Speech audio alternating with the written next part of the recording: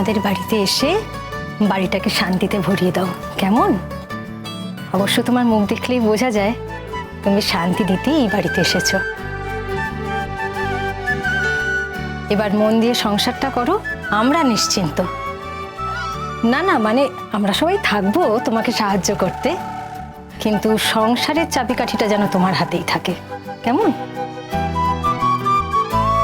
নে ছোট, এবার তুই বরণ কর।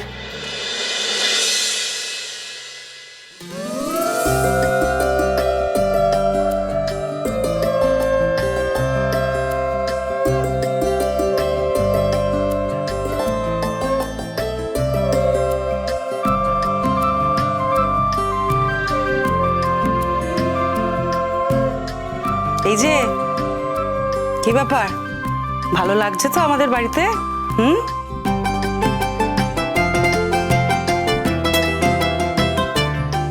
খুব আনন্দ করে থেকো আমাদের বাড়িতে রীতাবরী। আমরা কিন্তু খারাপ মানুষ নয়, বুঝলে?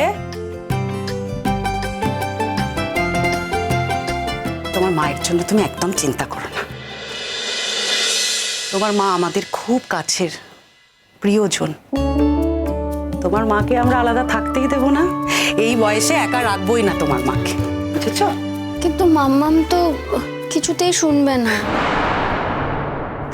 আমরা বলবো আর শুনবে না, তাই হয় নাকি? শুনবে শুনবে। কলকাতায় না হয় থাকবে, কলকাতায় তো থাকার সমস্ত বন্দোবস্ত আছে। সব ছেড়ে ওখানে পাহাড়ে একা একা থাকতে যাবে কেন?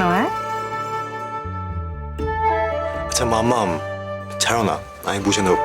মানে এইসব নিয়ে না হয় পরে কথা হবে। হ্যাঁ তাই তো। হ্যাঁ, না হয় আমাদের কথা শুনবে না, কিন্তু ঋতুরাজের কথা তো শুনতেই হবে। দেখি ঋতুরাজের কথা কি করে না শোনে। ও মিঠি, এবার তুমি এসো। হ্যাঁ,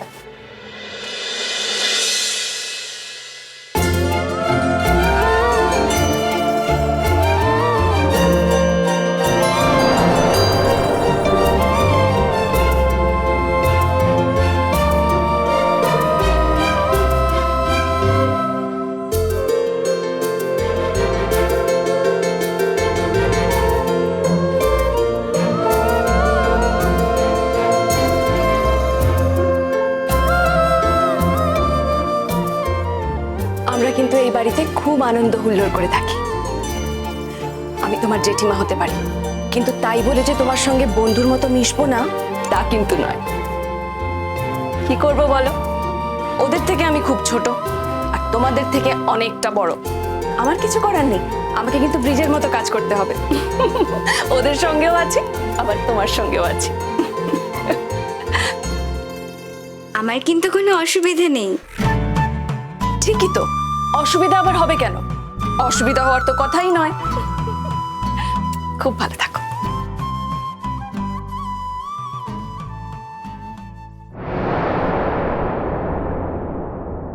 কি ব্যাপার,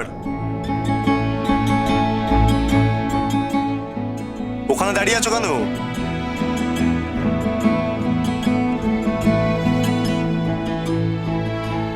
এমনি দাঁড়িয়ে আছে, আমার থাকা না থাকা কি বাজে আসে। এখানে আরো অনেক লোক আছে। এনিওয়ে, আমার মতে তো আর বিয়ে হয়নি। কেন? তোমার মত মানে তোমার মত দিয়ে কি হবে? বিয়ে তো করেছি আমি। তুমি বিয়ে করতে গেলে একজনকে, আর বিয়ে করে নিয়ে এলে আরেকজনকে। এটা যে করলে সেখানে কি আমার মতের তোয়াক্কা করা হয়েছে? এই কথাগুলো এখন বলার কথা ছিল না।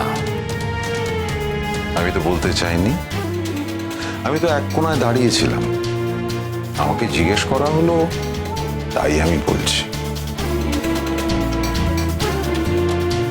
হ্যাঁ, সত্যি কথা বলছি, আমি এই বিয়েটাকে মানতে পারিনি, সেই জন্য আমি দূরে দাঁড়িয়ে আছি। তুমি মানতে পারছো না, মেনো না, কি যায় আসে? বিয়ে তো করেছি আমি। আমি মেনেছি, আর সম্মানের সাথে। আমি খুবই খুশি, আনন্দিত, গর্বিত। আচ্ছা কিছু মনে করো না, একটা কথা না, মনে করো, মনে করো কোনো একদিন কোনো একটা পরিস্থিতিতে এরকমই সিচুয়েশনে যে অশান্তি তৈরি হয়েছিল সেটার কোনো রকম রিপিটেশন আর হবে না। তুমি নিশ্চয়ই বুঝতে পারছো আমি কি বলছি। আই নো তুমি বুঝতে পারছো। থাক থাক, এখন এসব কথা থাক। বাড়িতে আত্মীয় স্বজন আছে, লোকজন আছে, এখন এসব কথা হওয়ার সময় নয়। এসব কথা হওয়ার জন্য অনেক সময় আছে।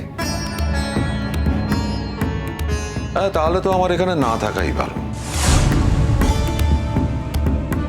হ্যাঁ যাও না, তোমাকে তো আমরা কেউ ডাকিনি, তোমার থাকতে ইচ্ছে না করে যাও। এটা তো মেয়েদের অনুষ্ঠান, সব ছেলেদের থাকতেই হবে এমন তো কোনো কথা নেই। আমি থাকতেও চাই না। আমি দূরেই দাঁড়িয়েছিলাম, আমাকে ডেকে জিজ্ঞেস করা হলো আমি দূরে দাঁড়িয়ে আছি কেন। আমি তো বলিনি আমি কাছে যাব। আমার বিয়েটা মন থেকে আমি মেনে নিইনি, তাই এক কোনায় দূরে দাঁড়িয়েছিলাম, আবার সেই দূরেই চলে যাচ্ছি। দরকার হলে এখান থেকে পুরোটাই চলে যাচ্ছে।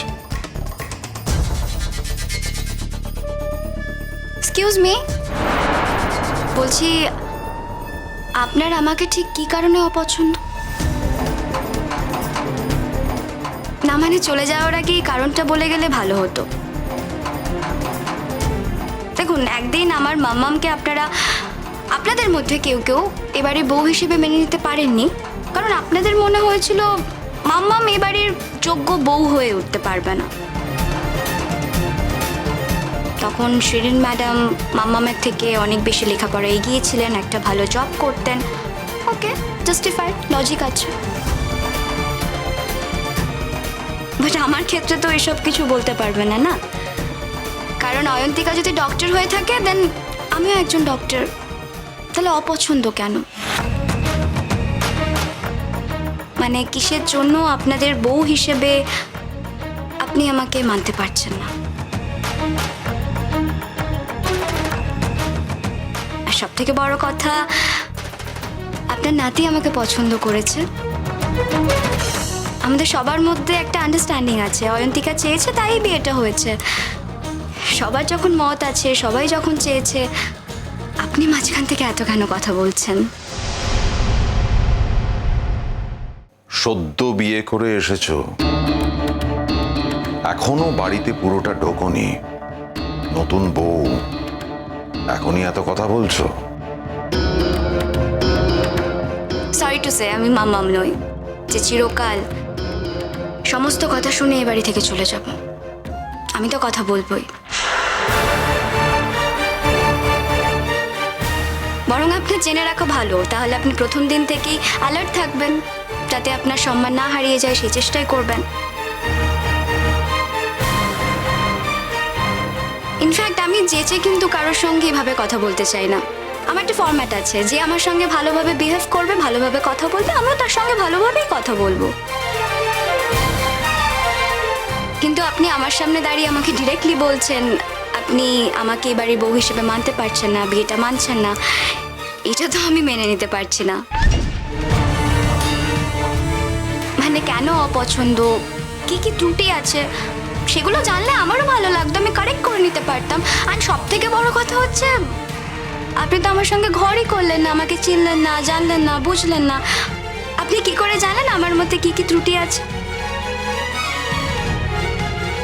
আর স্ট্যাটাসের কথা তো আপনি বলতে পারবেন না, কারণ স্ট্যাটাসের দিক থেকে আমরা কিন্তু খুব একটা পিছিয়ে নেই। আমার মামামেরও একটা পরিচয় আছে, ইনফ্যাক্ট আমারও নিজস্ব একটা পরিচয় আছে।